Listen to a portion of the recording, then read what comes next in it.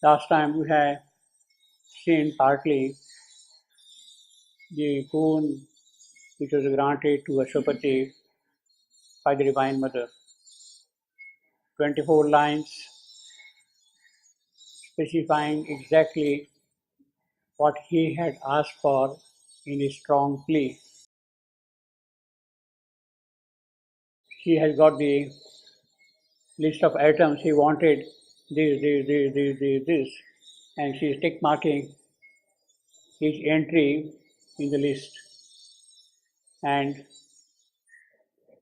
she is also adding something more of her own as a part of the boon, making it more specific, more definite what exactly should happen after her coming down as the incarnate word, incarnate force, you see, and when it should happen. So she is kind of specifying those elements also in her boon. The important thing which Ashwapati had asked for was, we had this line, let us quickly see that again. Let a great word be spoken from the heights, and one great act unlock the doors of faith. That is what he had asked. So the operative plea is in this sentence. Let the great word be spoken and the doors of faith be unlocked. Now, in response to that, she says, a seed shall be sown in this tremendous hour, a branch of heaven transplant to human soil. Nature shall overleap her mortal step, and fate shall be changed by an unchanging will. That is what he had asked for, and she says, yes, it will happen. Fate shall be changed by an unchanging will. Now, obviously, the details of what is fate, why the doors are kept locked, why they are not open at all, who is going to open the doors, what is going to happen after opening the door, those details are not directly given here. But we can infer some of those aspects from the various references to this context in the poem itself. Fate shall be changed by an unchanging will. What is fate doing? Why the doors of fate were unlocked? Why the doors were locked? That was the important thing. The doors were locked. Why? Right in the beginning of the poem, Savitri, epic, we have, it was the hour before the gods awake. That is how the epic opens. And the very next sentence is, across the path of the divine event, the huge foreboding mind of night, alone in her unlit temple of eternity, lay stretched immobile upon silence march. So there is a connection between that mind of night sleeping across the path of the divine event. Something was blocking it. Something was holding back the forward march of the divine event. The divine event was not progressing at all, you see. So that locking of the divine event is what is in a way referred to here in this sentence. Fate shall be changed by an unchanging will. Unlock the doors of fate. It was blocking. Unlock the doors so that the divine event can proceed further.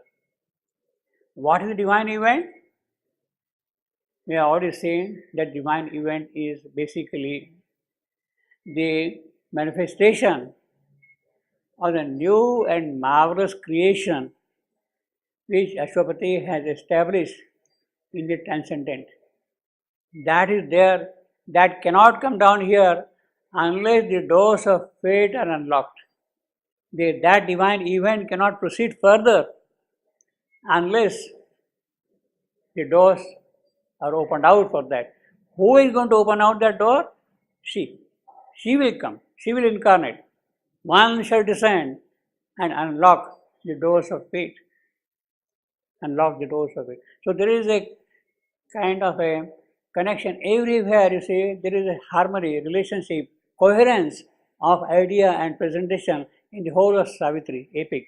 One aspect related here, there, they all get connected in a single way. So when you say fate shall be changed across the path of divine event, the mind of night is standing there. That mind of night has to be removed. That is the unlocking of the door. Then only the divine event can proceed further. Then only can the new creation which is established by him appear here upon earth. And the entire task, the whole mission, the purpose of Savitri taking the mortal birth is to unlock the doors of fate. So the entire thrust is now on this particular sign. She shall bear, okay, fate shall be changed when unchanging will. That is what he has already said. Unchanging will, she will come. And although there might be difficulties, there might be problems, there might be issues, she is not going to move away from her mission, her task of unlocking the doors of fate. So let us quickly run through this bone again, quickly enough. We have already seen partly last time.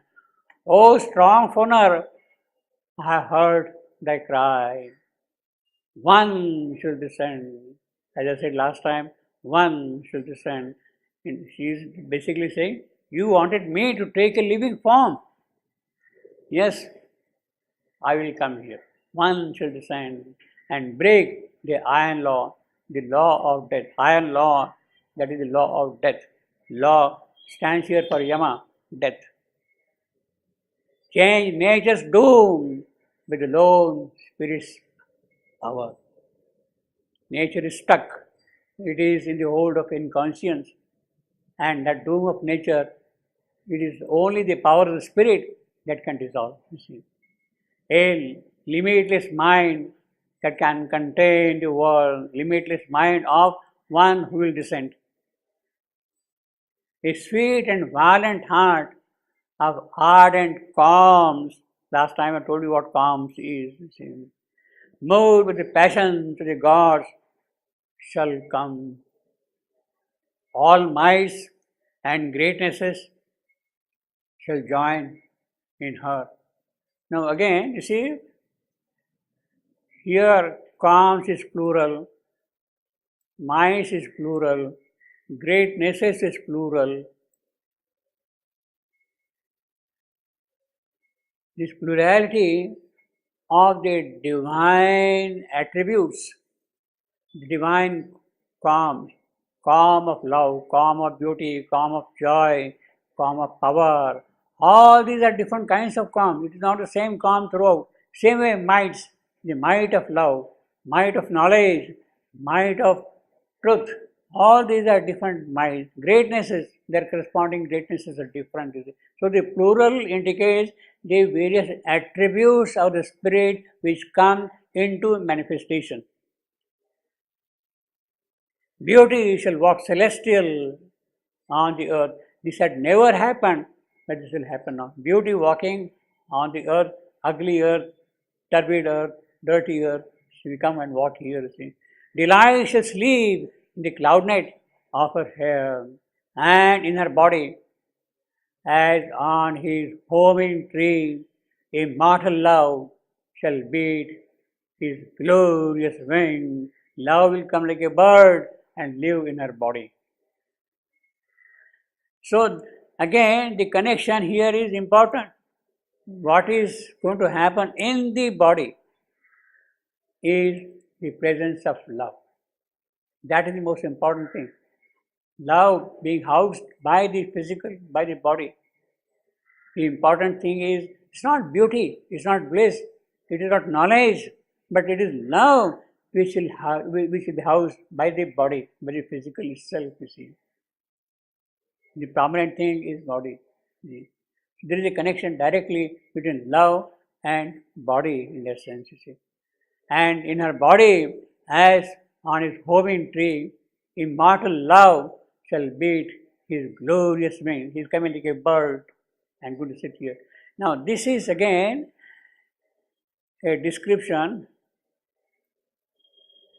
which has a kind of an allusion to one of the earlier passages in Savitri itself. That we are not seeing, we should be seeing it.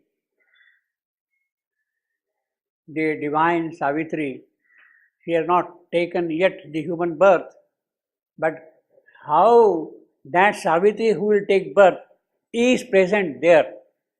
The description of the Savitri poised to take the mortal birth is what we have in Canto 2 of Book 1, the issue. The issue described, this is a very beautiful description of the divine Savitri poised to take the mortal birth.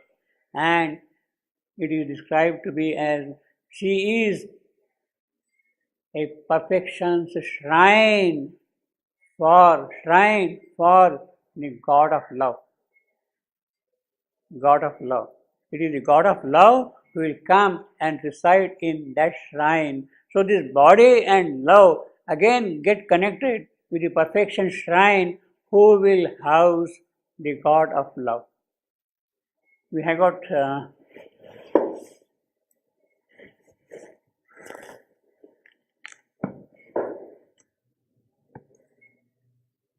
those who have got this copy, 3.27. 3.27. Here, with the suddenness, divine advance has. The divine advance has a suddenness. With a suddenness, this is what is happening here also. Repeating the marvel of the first descent. Repeating the marvel of the first descent. The way in which love plunged into this creation, that is the first descent. It is that marvel which is now being described here. Repeating the marvel of the first descent, changing into rapture the dull earthly round. Love came to her, hiding the shadow, death. She is the shrine, she is the perfection, he is coming to her, love is coming to her. But how is he coming to live in the shrine? With shadow of death behind him always. He is coming, but behind is the shadow of death always here. That is how she will come here. But now the shadow will be dissolved when she takes the birth. One shall descend and remove the shadow. One shall descend and remove the shadow. And then later on, towards the end of the same section,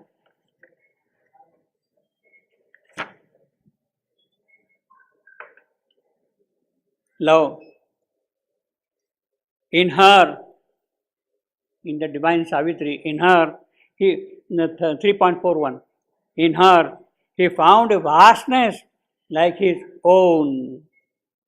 His high, warm, subtle ether, he refound the way he was living and moved in her as in his natural home. He feels very happy, comfortable in that love. So that is the love who is going to decide in this body. And in our body, as on his homing tree, immortal love shall beat his glorious wing. A music of griefless things shall weave her charms. Charms again, see plural, charm, her charm. The harps of the perfect shall attune her voice harps. The streams of heaven shall murmur, streams plural again, the streams of heaven shall murmur in her love. Her lips shall be the honeycombs. See that plural continues, honeycomb of God. Her limbs is golden jars of ecstasy. Her breast the rapture flowers of paradise. So that is the description of the one who will descend, the physical body, as I told you last time. He described her spirit, her mind, her heart, and her physical form in every detail, in every aspect. That is how she will come here.